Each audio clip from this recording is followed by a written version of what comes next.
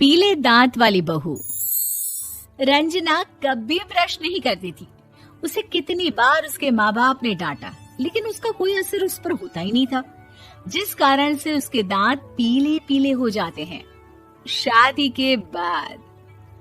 अरे बहू, वैसे तो तुझ में कोई कमी नहीं है, पर तेरे दांत इतने पीले कैसे हैं बेटा? कैसे मतलब? कोई सर्जरी थोड़ी ना कराइए। वो तो क्या नाम, मैं ब्रश नहीं करती थी तो पीले हो गए। अब क्या करूं? आप कहे तो लाल करवा लूं या फिर काले? यार ये क्या है, क्यों माँ से लड़ रही हो? लड़ रही हूँ? अरे मैं लड़ रही हूँ या ये बोल रही है कि दांत पीले हैं, पीले। अरे तपस्या थोड़ी ना की है इन्हें पीले करने के लिए। बकायदा ब्रश नहीं किया है 20 साल तक, तब जाकर। छी, कैसी बात कर रही हो? ये उस वक्त तो पीले नहीं थे जब हम लोग तुम्हें देखने आए थे। अरे तब साफ करवा लिया होगा डेंटिस्ट के पास जाकर। अब देखो कैसे पीले पीले लग रहे हैं।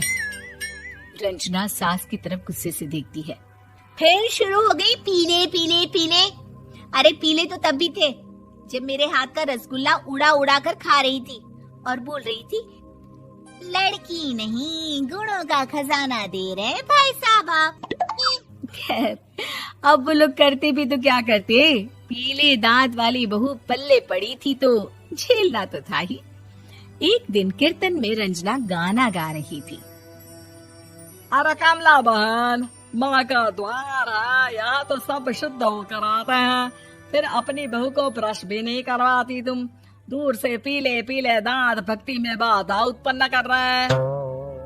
अरे कोई 2 साल के बच्चे थोड़ी ना लेकर आई हूँ मैं बहू बनाकर। अच्छी खासी लड़की है, अरे कैसे करवाऊं ब्रश? ये तो उसे खुद करना चाहिए ना। अब माँ बाप तो इसके जैसे तैसे निपटा दिए, ये नहीं सोचा कि सास कैसे संभालेगी। सास बहू को लेकर घर आ जाती है, लेकिन सोच लेती है कि अब इसे लेकर कहीं नहीं जाएगी। अगले रोज बहू कहती है, अरे क्या हो गया, मंदिर नहीं जाना क्या? कीर्तन का वक्त हो रहा है। मेरी मधुर वाणी से कान्हा जी जागते हैं और सोते हैं। आप तो जानती है ना उनकी भक्ति में कितना मन लगता है मेरा। वो क्या है ना, तबीयत ठीक नहीं लग रही है मेरी, आराम करूंगी मैं। तबीयत ठीक नहीं लग रही? अभी तो मिथुन के गाने पर नाच रही थी आप, और अब बोल रही है कि तबीयत ठीक नहीं लग रही। अरे भक्ति में मन लगा लो सासू माँ, ऊपर जाना है, क्या मुंह दिखाओगी आप? हाँ? सास को बहू की बात पर गुस्सा आ जाता है। मैं क्या मुंह दिखाऊंगी, इसकी चिंता तो ना कर, समझी? अपने मुंह की चिंता कर, जो ये पीले पीले दांत लेकर हर जगह पहुंच जाती है। पता है लोग कितना मजाक बनाते हैं। ना जी ना, मैं नहीं जाना कहीं तेरे साथ। तो ये बात है। कोई ना, मत जाओ, मैं अपने कमरे में ही बैठकर भक्ति कर लूंगी। ऊपर वाला दांत थोड़ी ना देखता है, मन देखता है, भावना देखता है। और अरे बस बस, तू सब कुछ दिखा, बस ये सफेद चमकदार दांत ना दिखाना किसी को, है? जा यहाँ से। बहू को सास की बात का कोई फर्क नहीं पड़ता, वो तो जैसी थी वैसी ही रह जाती है। सुबह नहाकर किचन में खाना बनाना, फिर खाना खाना, कीर्तन भजन करना और सो जाना। एक दिन, माँ जी मैं सहेली के घर जा रही हूँ, शाम को लेट आऊंगी। हाँ, तो जाना, मैंने कौन सा तेरी आरती करनी है घर पर बैठकर। रंजना सहेली के घर जाती है, जहाँ वो पार्टी में जाने की तैयारी कर रही होती है। अरे शिखा, कहाँ जाने की तैयारी कर रही है? मैं गलत वक्त पर आ गई क्या? अरे नहीं यार, उल्टा सही वक्त पर आ गया। मैंने ये साड़ी और ज्वेलरी निकाली है यार, शाम को इनके ऑफिस की एक पार्टी में जाना है। बताना कैसा लग रहा है ये सब? नहीं यार, इस ड्रेस के साथ तो वो वाली ज्वेलरी अच्छी लगेगी। हाँ, सही बोल रही है, मैंने ध्यान ही नहीं दिया। वैसे तो हमेशा से मस्त फैशन सेंस रखती है।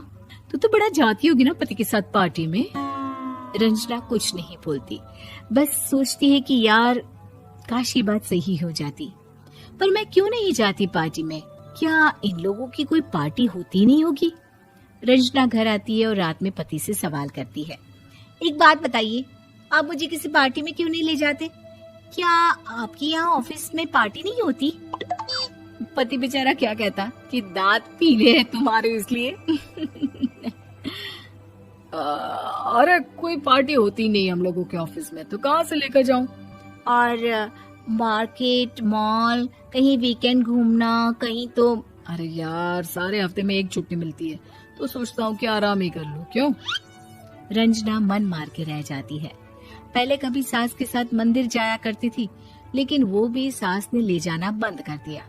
घर बैठी बैठी रंजना बोर हो जाती है। तभी उसे आइडिया आता है और वो मायके जाने का सोचती है। सासू माँ, 2 दिनों के लिए मम्मी के घर जा रही हूँ। अच्छा ठीक है, आराम से जा। और हाँ, माँ से कुछ अच्छी आदत सीख कर आना कि कैसे शरीर के हर भाग की तरह दांतों की सफाई भी जरूरी होती है, समझी? शुरू हो गई ना आप। वो लोग आपकी तरह नहीं है कि छोटी छोटी बात का बतंगड़ बना दे। उन लोगों के लिए मैं मायने रखती हूँ, ना कि मेरे पीले पीले दांत। रंजना माँ को बिना बताए उन लोगों को सरप्राइज देती है, लेकिन जैसे ही वो दरवाजे पर पहुंचती है, अंदर देखती है कि घर वाले कहीं जा रहे होते हैं। अब माँ, काश रंजना दीदी के दांतों वाली प्रॉब्लम नहीं होती, तो वो भी हम लोगों के साथ चलती ना बुआ जी की बेटी की शादी में। हाँ बेटा, लेकिन अब उसे कौन समझाए कि उसको उसके पीले दांत नहीं दिखते, लेकिन उसके आसपास के लोगों को कितना एम्बैरेसिंग फील कराते हैं। मुझे तो कितनी बार उसके स्कूल की टीचर ने शिकायत की कि उसके साथ कोई लड़की बैठना भी नहीं चाहती, और ना ही कॉलेज में कोई उससे बात करना चाहता था। लेकिन पता नहीं क्यों उसे ये बात समझ में ही नहीं आती। कोई कमी नहीं है उस लड़की में, बस यही कि दांत पीले हैं। वो तो भला हो जीजाजी और उनकी माँ का, जो दीदी को जैसी है वैसे ही रखा हुआ है। रंजना को अपने घर वालों की बात सुनकर बहुत दुख होता है। वो सोचती है कि वो क्या करे, लेकिन फिर वो सीधा डेंटिस्ट के पास जाती है, अपने दांत चमकाती है और कसम खाती है कि वो रोज ब्रश करेगी। अरे क्या हो गया? तुम तो 2 दिनों के लिए गई थी ना, पर कोई ना, अच्छा है, चलो आ गई तो। रंजना सास के सामने आकर खड़ी हो जाती है और पूरी स्माइल करती है, उसके चमकदार दांतों को दिखाती हुई। हैं? चले मंदिर? माँ, मुझे माफ कर दीजिए, मैंने आप लोगों को बहुत एम्बैरेसिंग फील करवाया। मैं आज से रोज ब्रश करूंगी।